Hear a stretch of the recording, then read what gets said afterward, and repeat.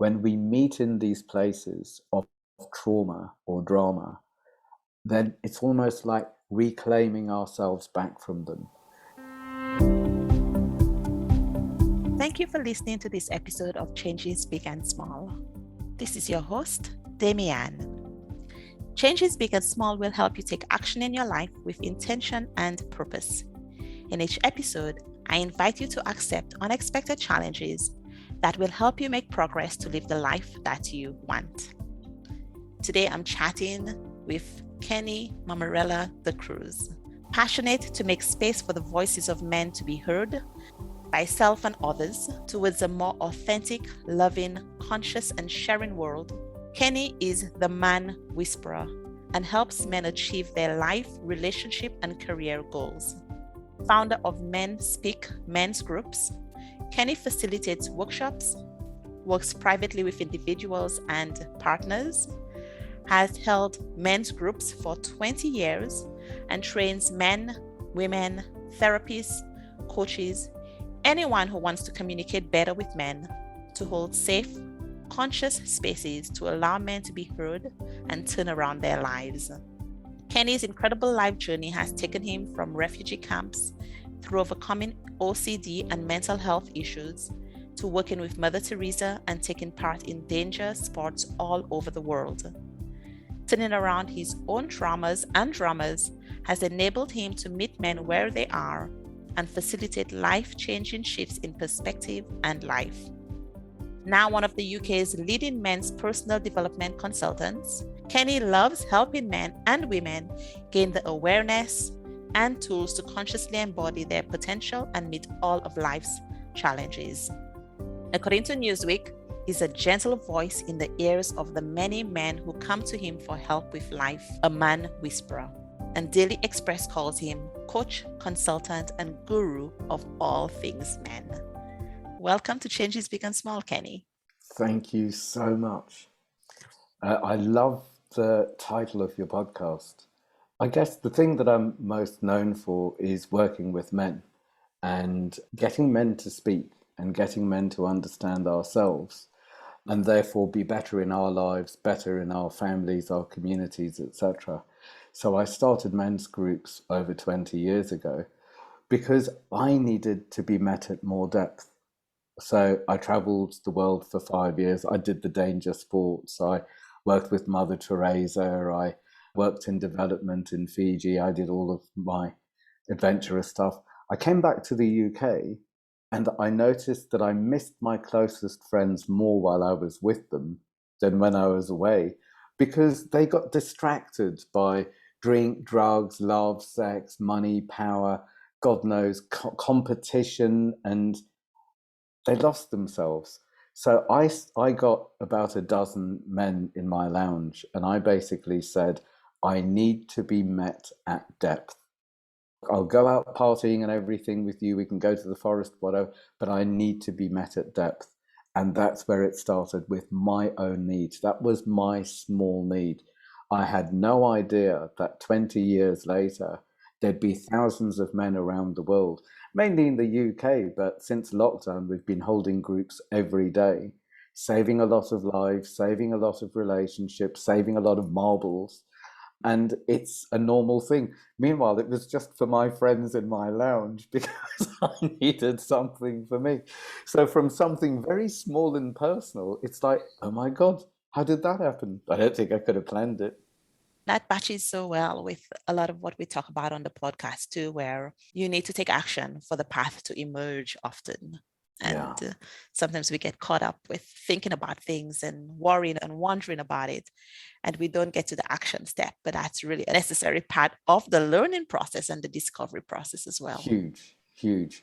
So how do you create these environments that allow these conversations? And some might consider them difficult conversations, or certainly uncommon conversations, to be able to happen and flourish. Yeah. That's such a brilliant question, because I forget that these aren't mainstream conversations. I guess I normalize what's normal for me. So with the men's groups, the women's groups, young men, mature men, whatever, we've got ground rules, and they include confidentiality. Confidentiality is you can share what you've learned, you can share your own experience, but other people cannot be named or even hinted at. So share the wisdom, share the experience. Another ground rule, one of my favorites, is play bigger than the rules, because it's not play small to be liked and to be part of the pecking order or to not be excluded. It's play big enough so you actually get met at the edge. And that's where the growing is. That's where the learning is. That's where we really meet rather than surviving and being nice and second guessing. So the ground rules kind of hold a space where we own what we say. It's I, not we or you. There is no option of bullying, aggressive or passive aggressive. So it's a clean space. So people agree to the ground rules. I ring my bell. I have a wonderful magic bell, and we have 2 minute silence just to get here together and to empty our heads and to be present. And then in the daily groups, there's a very basic check-in round. Your name, so you take your space, how you feel right now. So it's about feelings and the present moment and anything that's up. So people say whatever it is that's up for them. And then from there, the conversations start going. There's a facilitator, but the facilitator takes part, and it's totally non-hierarchical. And I guess for me, the reason that we got into talking about perimenopause and menopause is during lockdown, there were so many men who turned into scared boys. What have I done wrong? How do I fix this? Why is she like this? What's going on there? There were also quite a few being more than half a dozen women during lockdown who were having affairs, and they were mainly mothers. And it's like, what's going on? They just didn't get it. I asked my female friends, therapists. I did an interview with Dr. Christine Page, and then Davina, is it Mikhail McCall, did a documentary on menopause. And it's like, I need to know this because the men are trying to fix something that couldn't be more natural.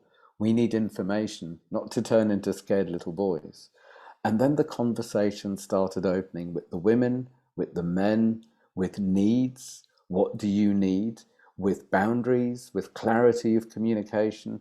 You know, one game changer in relationships that I always tell men is if you're speaking with your partner, I guess male or female, it doesn't matter, and he or she is debriefing their day, and it might be painful, it might be dramatic, it might be traumatic, then rather than jumping in, ask the question, do you wish me to hear this and just listen? Or do you wish me to fix this?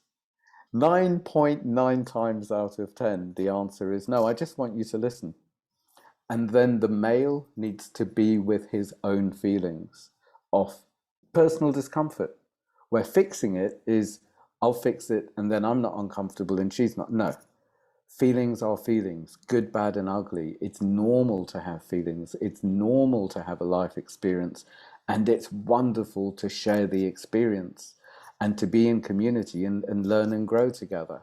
So you have these groups that meet on some sort of regular, at least there's an opportunity to meet on some sort of regular basis. Are people in cohorts? Do people come in and out? And how is this different from therapy or coaching? I hold personally about a dozen closed groups, and that's the same men together in 6 month batches, Okay. once a month. Some of these groups will have their own groups within the groups where they might meet weekly. One of the groups organised a couple of trips to Morocco, or will take care of the fire or the food when we do our annual camping.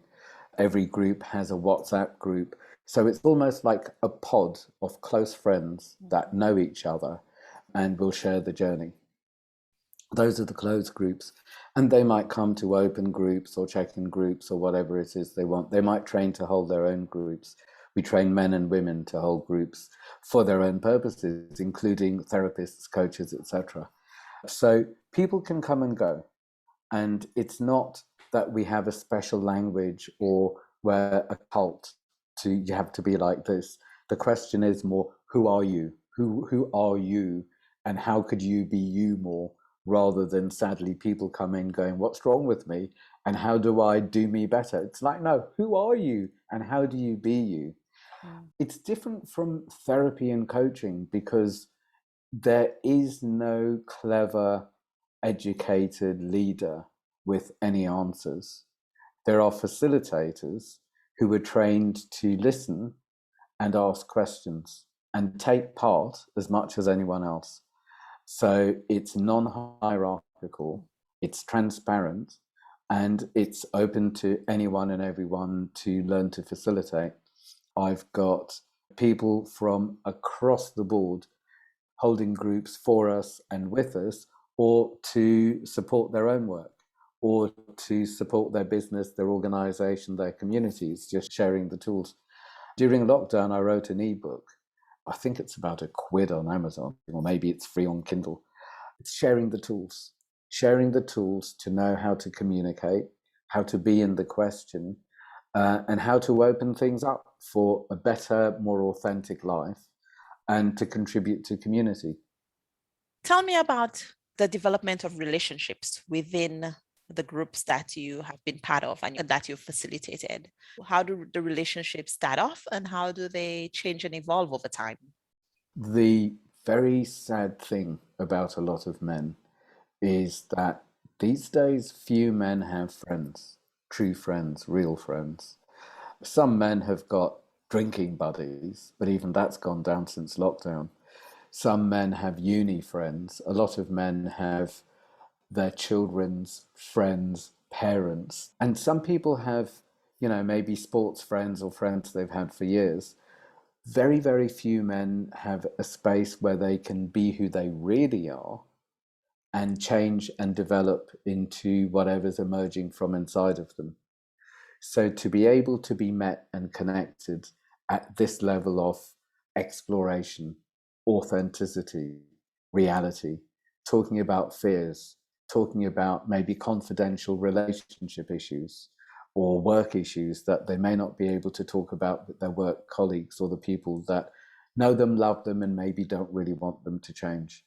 So people have their communities, or maybe they don't. And then there's this fresh new space where they can explore who they are. One of the things that I say is I love that in the men's groups, I can let go of who I no longer need to be. I can let go of the shoulds and the act, even explore them and test drive who I think I might be and see if that's more authentic and even ask for feedback. So with that level of authenticity and connection, people open up so quickly and so normally that it just feels safe. It just feels like I found a home. I found a place where I'm not going to be fixed. I'm not going to be feared. I'm not going to be freaking people out, but I can be heard. I can hang out with other men.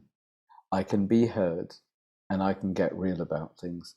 And it's so similar with the women's groups where people can talk about such a cross section of issues to do with their partners, their children, their families, their experience in life. Spirituality is another thing that sometimes men and women don't talk that much about, or even sexuality. And to have the both within 5 minutes in a conversation where people can just show up with, well, this is who I am, or this is where I'm uncomfortable, or this doesn't quite fit, or how have other people dealt with this? So it's like the village. It's like the old-fashioned safe village or church hall where we're all on the same side, caring and sharing. It's really as simple as that. What could be more normal? What could be more nourishing? It's not clever. No one's selling anything. What has surprised you and what has surprised participants about being in these groups? When people join, at some point, do they realize, oh, this isn't quite what I expected? This is better, or this is different? Yeah. What kind of journey do they go on? What's really surprised me is exactly that. There could be a big burly bloke riddled with muscles and tattoos, or there could be a really posh young boy who's only known people from his posh school or village. and they're in the same room and they can share experience, they can share wisdom, and the men find what's in common and support each other and meet people from every race, every culture, every background that otherwise in life they would never have that experience.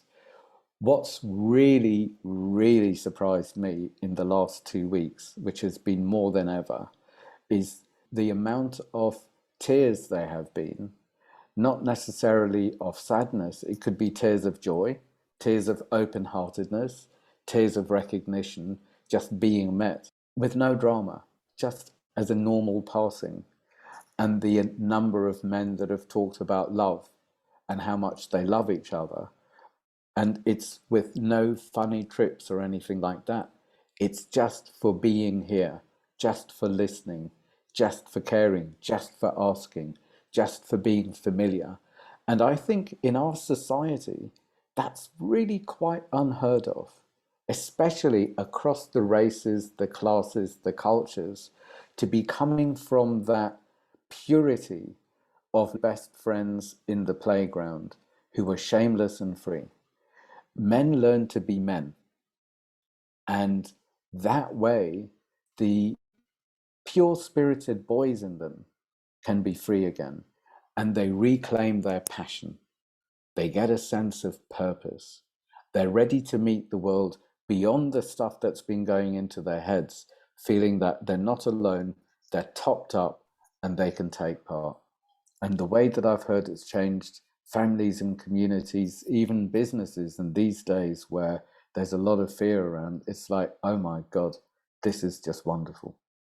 How do you define male friendship? What is valuable about male friendship and what is male friendship? I think it's very different for different people. I remember one guy who came to the groups because he was in the army and he could not get that level of connection anywhere. He said the closest he got to it was in the mosh pit. Do you know what a mosh pit is? So it's like dancing and jumping around, and then if someone falls, someone else picks them up and they get on with it. And then I'm thinking of another guy who was in his 70s when he showed up for the first time. And his wife told him about the groups. His best friend from when he was 8 years old died, and he was really depressed. So he showed up at the groups, and instantly people loved him. He was just such an open-hearted, honest, wonderful guy.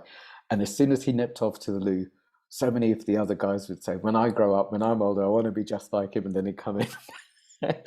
And he changed. He opened up to other men. It wasn't just him, his wife, his best friend. And then his wife got ill and he was very, very upset. So he came to the groups and he shared the journey with us. And then his wife died and he was devastated. And then lockdown came and he used to come to the groups and he was safe enough to talk, to cry. When he comes to the live groups, he's honest enough to say that he needs hugs, he needs to be held. It's not dramatic, overly expressed emotion. It's just real. It's just normal, real people that aren't hamming it up or vamping each other. And he's just become one of the men, a very respected man who comes to his closed group, he comes to the mature men's groups, and he needs and loves the company. And then there are young guys, and some of the young guys have been so lost. They're lost in the world of computer games, maybe porn, isolation, lack of ability to connect with other people. And they've only had computers in their lives. And to learn how to connect and communicate and have conversations and even facial expressions and connect with people beyond their computers, it's amazing how many of them have been lost and depressed. And this generation of guys, when they have an issue, they will turn to their computer and they will Google things and watch YouTubes, and the computers will feed back to them the trouble that they're in. They won't necessarily give them solutions, but they'll take them down the rabbit hole. So it breaks the spell on that. And we get to hang out intergenerationally and share our stories and share our experiences. So the term is, I think, standing on the shoulders of giants. Why should we all fall down the same hole when we can say to each other, by the way, there's a hole over there, you might want to walk around it?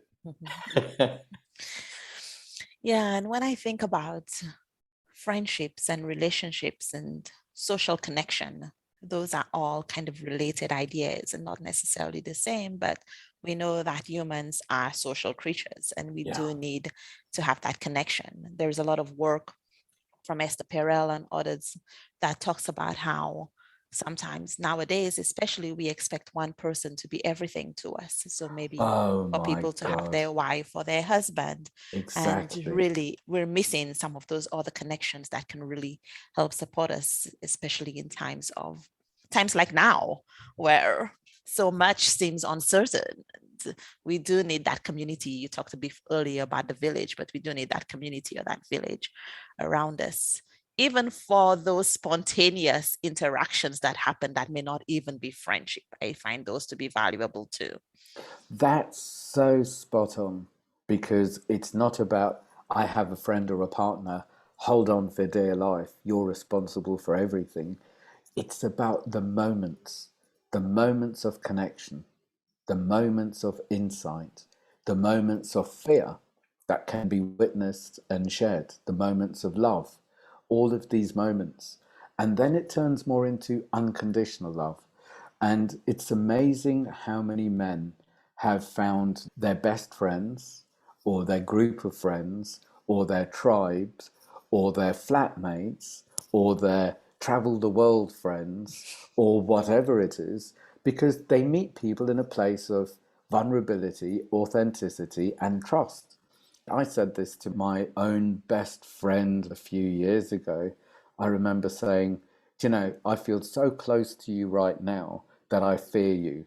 And I don't want to have a drama so I can run away from you. How shall I do this? But to be able to articulate that, it's talked about quite a lot in the groups, especially with the older guys. The biggest abuse in the playground used to be a slight on homosexuality.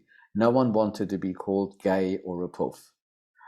And I'm not even sure that's anything to do with sexuality, but it's about being outcast. Meanwhile, men can be scared of men because what will he think? Am I after having sex with him? Do I want his money? Do I want his group of friends? Is it status? What's he after? And it's the same. There's this suspicion with so many people. What are they after? What do they want? I would say lockdown has been a huge catalyst, because people are behind a screen and all of these things can just be pushed aside. Anyone can press end and run away from the screen if they want to. No one can hit each other, touch each other, size each other up. How big are your muscles? How much money do you have? It cleared all of that away. And also, since lockdown, I heard on a very regular basis something that I had never heard in my 20 odd years of holding groups. And that's men saying to other men, I need to be in a room with you. I need to be in a physical space with you. That was unheard of. In the old days, it was ordinarily going to a pub, maybe getting drunk, saying things in a half hearted, cryptic way that they could deny saying it was the alcohol talking. But now it's straight up. I need to be physically touched. I'm getting depressed. I'm having fears about my sanity. I've got issues with how much drinking. I've got issues with how often I need to go to the gym so I can keep my muscles, because if I lose my muscles, then maybe my friends won't like me and I'll lose all my followers on Instagram. And people are telling the truth about body dysmorphia, about their addictions, about their fears, and it's breaking the spell on the things that own them. So to be that close and that honest, it's a game changer. And again, this is men showing up. Men can show up and tell the truth and sit in the question and the vulnerabilities, where boys will avoid it, make a noise and show off rather than show up, and remain isolated and probably very busy in their heads. I think one thing that when you talk about the difference between boys and men, and I think it could apply also between child and adult, is Totally. that it's not as if, oh, we've arrived, we're now adult all the time. Sometimes we regress back into childhood behaviors, back into boyhood or girlhood behaviors, and other times we may be more adult in our reactions, in our relationships. I think a lot of the time it has to do with managing the fear, managing the discomfort, managing the insecurity that we might feel in different situations. You've hit on something that really is a life changer. And this has really, really been huge for us in all the groups. Society has us very often avoiding fear, avoiding pain, avoiding anything that's not nice. You can drink out of it, you can buy out of it, you can drug out of it, whether it's prescribed or just don't go there, avoid it like the plague.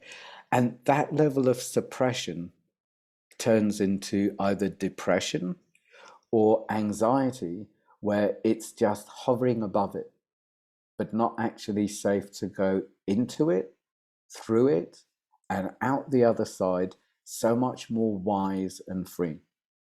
And I feel to be held by one friend or by strangers who get it, or in a group or in whatever situation, to be seen, to be held without being fixed, without being saved, without being upstaged, just to be heard and held, is enough for people to really drop into what's normal, which is pain and love and fear and all the other emotions, and go through it and share the journey and share the insights and understand why.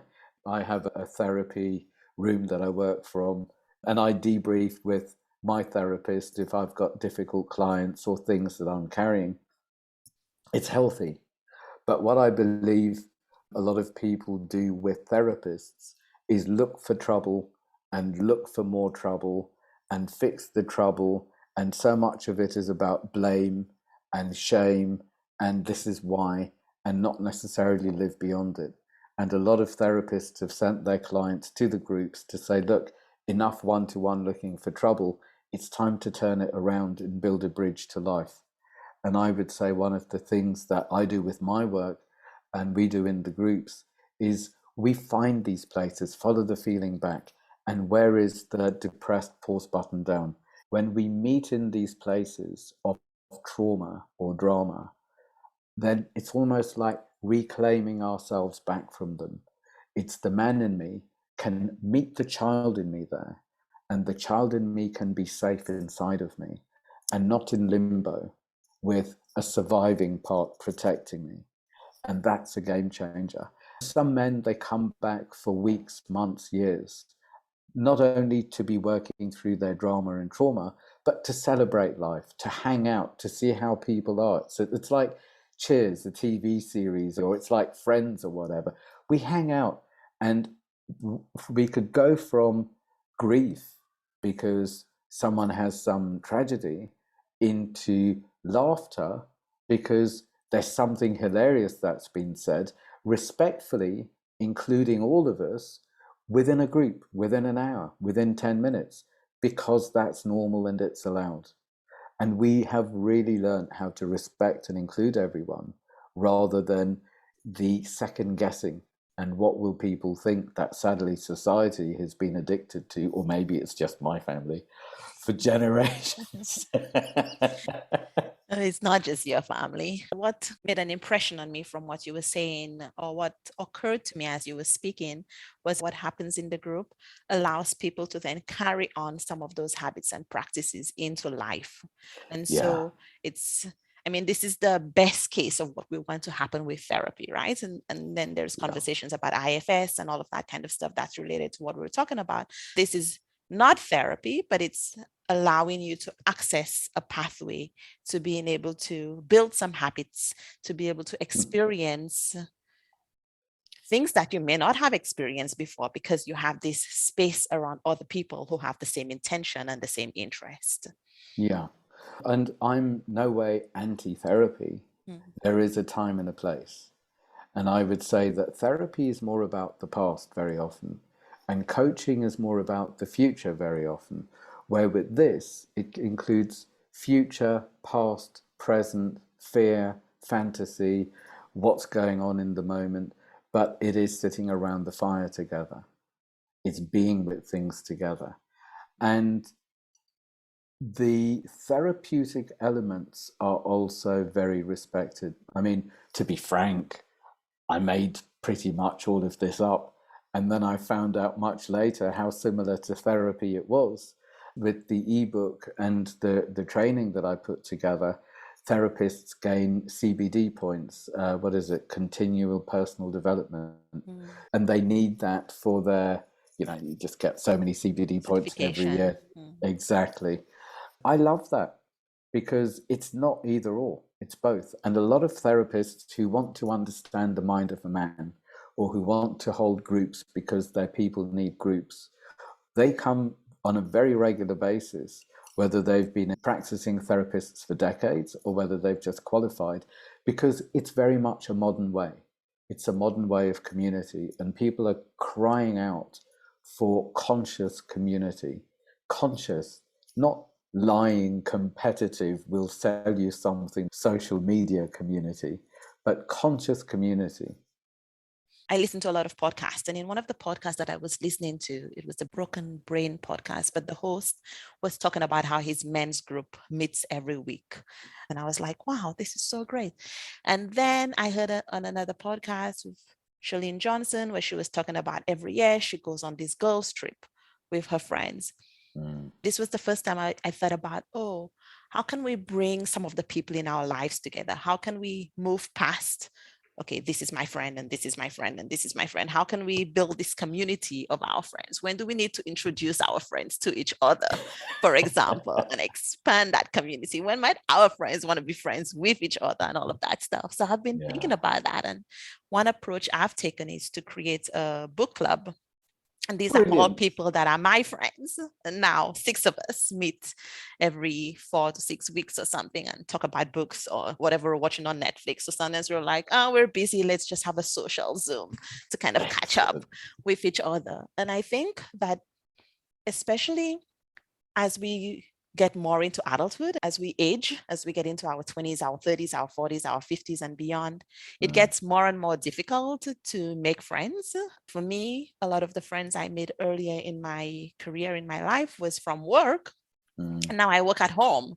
So I have to be a lot more intentional about, okay, where are those places I can go? What are those environments I can put myself in where I can create more spontaneous friendships or even have more spontaneous conversations? Yeah. So I'm wondering, what would you advise for listeners? So let's say somebody is in any of those age ranges where they may not be in an environment where they can continue to make new friends. What should they consider when creating friendships? And what advice do you have that Mm. they could apply, that we could apply? I would say the most important thing for me is for me to do what I love and be who I am, because then I will be attracting people who love similar things and come from a similar place. Easier said than done. Because it depends on where you live, it depends on time and availability. But in essence, if I was, for example, looking for a wife, and I'm happily married for a long time now, but if I was looking for a wife and I love to be walking in nature rather than going to nightclubs, then what was normal in the old days is you go looking for a wife in a nightclub where you can't hear anyone.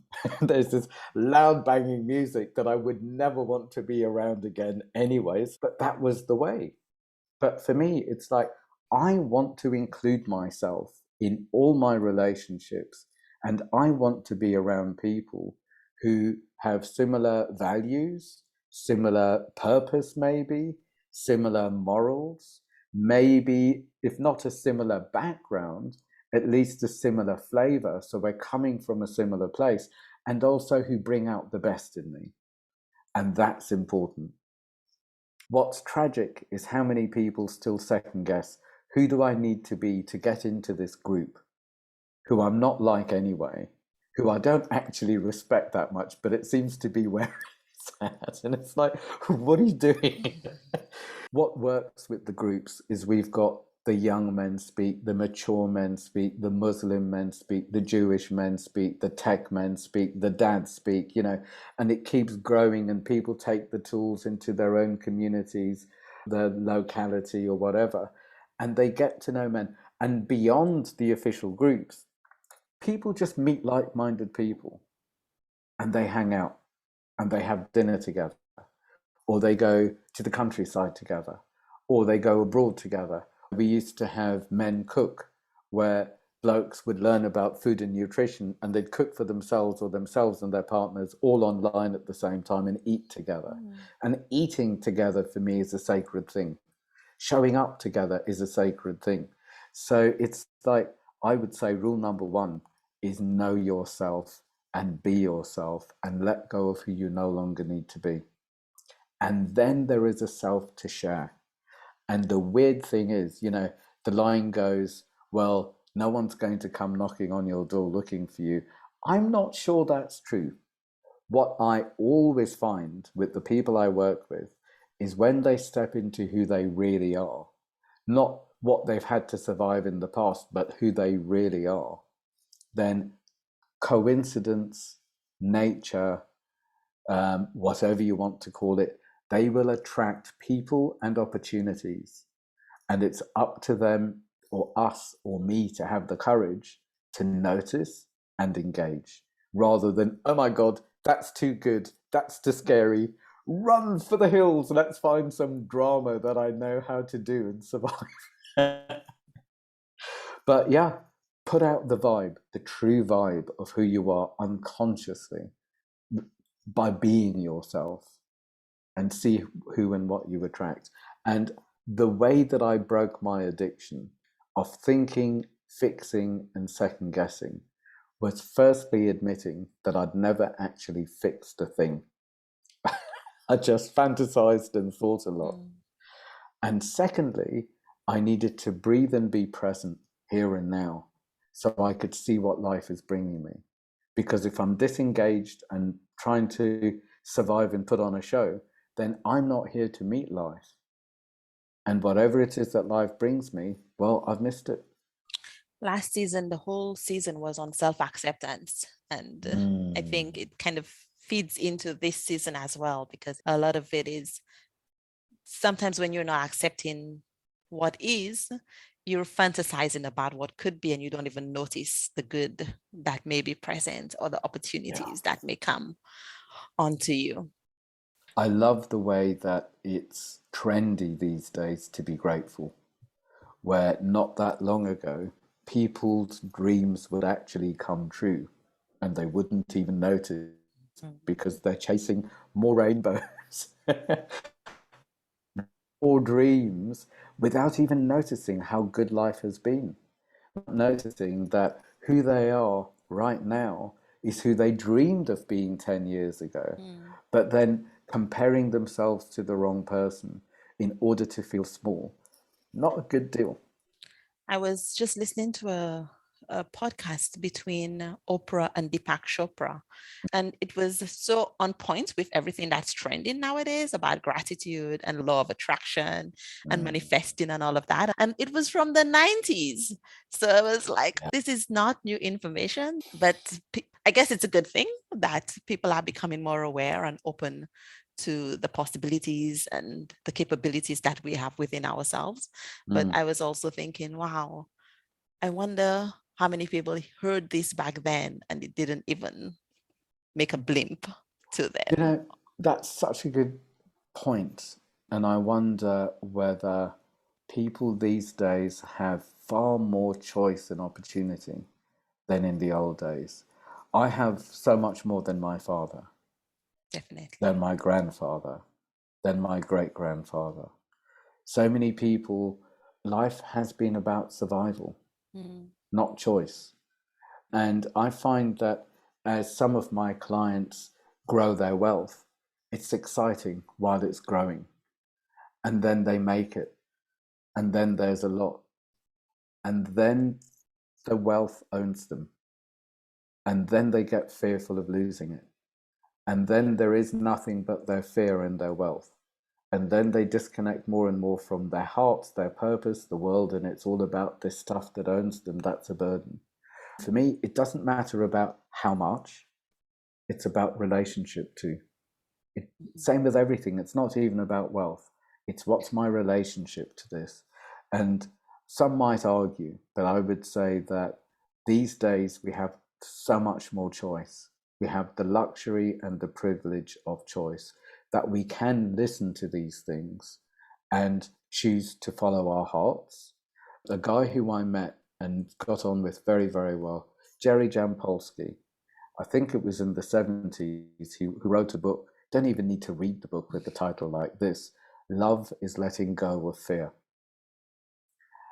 Brilliant book. And then it turned into a cartoon, and it was life-changing for so many people. To be frank, it was life-changing for so many middle-class white people, mainly female, because they were the ones that were reading the books, and they were the ones that were into this, and they were the ones that had the power and the choice.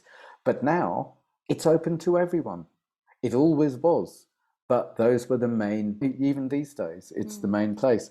So many men actually love the groups because in personal development, it has so often been a female environment, and that can complicate things. The female mind and the male mind, with our different experiences, our different hormones, with male testosterone, with male short and sharp and to the point, with male experiences of school that are very different to female experiences of school, etc. It's like we can speak in our own language and we get it, and then we can extend to others.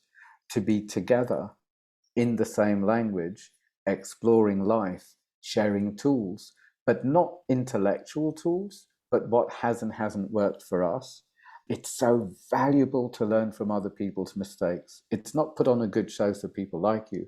It's show up and give the information of where you failed so other people can learn from that, because that's more valuable than the hero story. When I was looking up your work, one of the things I noticed is that you're big on communication, and it has already come up in our chat as well, and communication being a big part of relationship and of building community. I'd like to invite you to share with the listeners, with the community, an invitation or a challenge of something they can do, one tool they can use for contributing to society or to having healthier relationships with people around them. I'm going to try for 3 off the top of my head. Okay. Let's see how we go. I would say the first one's got to be listening. And rather than just listening, it's reflective listening. It's a game changer when people feel heard. So, for example, with what you just said to me, reflective listening could be, what I think you've just invited me to do is to share some tips of how people could communicate better. It could be that someone talks about their day or their life or what they had for breakfast. So I'd say, well, it sounds like the eggs weren't quite right, but that bacon was bacon to die for. And it's like, oh my God, he's actually listening to me. And I find when someone is heard, there's a different level of connection because they are met and then we're in a conversation together. The second one would be to be in the question. So rather than find an answer, rather than trying to fix, rather than telling another story, it's I wonder. So whatever someone says, it's like, I wonder how that might feel. I wonder what your options might be. I wonder how I feel listening about that. Let me just take a breath and meet myself here. So it's just stopping time and being in the question together. People frantically want to fix or have an answer or have a tool or go straight into their head. This is equal to that and that will fix it. And then that's the answer. I listened to it in a podcast and I read a book about it. Therefore, and there's no space for people. The third one has got to be follow your heart and live your truth. So wherever it's going, It's like, feel it and feel where the conversation might want to go. Feel what might be felt behind the words. Feel what might want to emerge between you. Include the heart. Include here and now, present and connected, and have that connection, the feeling connection. I would say my best tools in the boardroom, I do corporate work as well, I learnt in parenting class. And it's to do with reflective listening, like we talked about, and descriptive praise, describing what's wonderful. So you want more of it. My cheap line is giving energy to what you want to grow rather than giving energy to what you want to go. And when people tell the same old hard luck story, they're feeding it. I'm a victim to this. Aren't I a victim to this? Poor old me, I'm a victim to this. Of course, it's not going to go. If you want to get rid of cockroaches, you don't put crumbs out. It doesn't work that way. I love this example. I do not like cockroaches, but I can totally relate to that example. I know you have to go, Kenny. And as we end, thank you so much for chatting with me today. Where can people connect with you, learn more about your work, and get involved in creating their own group or build facilitator awareness? So mensgroups.co.uk is where there's information about the groups. There are a couple of recorded groups. There's stuff about the trainings, etc. For men, women, everyone who wants to train, the ebook, it's all there. There's going to be an online training, I think late this year, early next year as well. So you can just pick up the tools that way. My private work, I'm so embarrassed to say that it's themanwhisperer.co.uk, because that website is such a mess. It's all over the place. It's outdated. And if you look carefully, there's a personal discovery quest. I need to redo it. I've just been so busy with people. It's like, I can't be bothered to do internet and look at it. What's really fun is YouTube. On YouTube, there are so many tips and conversations and interviews and live groups and things like that. So just by watching the YouTube, you could just pick up so many tools for free. And for me, it's like, be the love, share the love. And since turning 50, I'm 57 now, my mission has been to pass it on. So yeah, be the love, share the love, and pass it on. That's wonderful. I think that's a great place to end. And I will get the YouTube link from you to add to the show notes. Thank you so much for the chat today. Brilliant to hang out with you. Excellent. Likewise. Thank you. If you've enjoyed listening to this episode, please click on the link to leave a review and share it with someone else who you think could benefit. On November 2nd, there is a special live episode with Sunitha Narayanan. We will be speaking about communication and how to show up wholeheartedly in a relationship. Look for details at changesbigandsmall.com or on the Facebook page so you can join us live. Also, if you have any questions for Sunitha, you can send them to contact@changesbigandsmall.com. Remember, change begins with one small step. Have a great week.